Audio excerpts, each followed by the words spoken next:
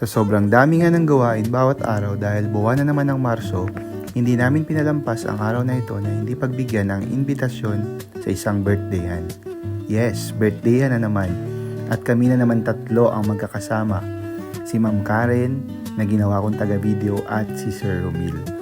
So tara, samahan nyo kami dayuhin natin ang bahay ng aking advisory class student na si MJ. Tara, biyahe tayo papuntang Sitio Paraiso.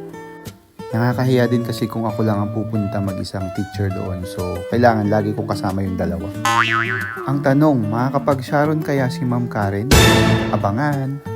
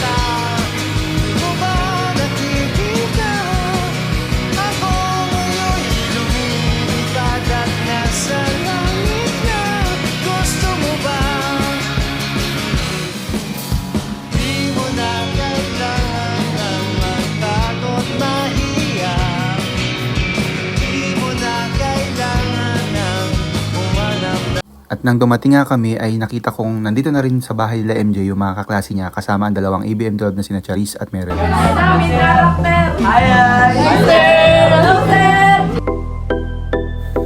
At sa wakas nga pala, after 10 years, dumating din si Sir Romil. So medyo napabilis ang aming biyahe kaya tumambay muna kami sa labas para antayin siya.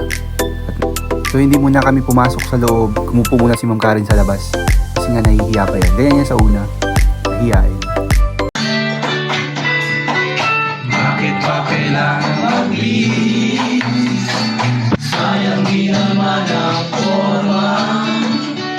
Lagi lang naman nagsisingin sa tuwing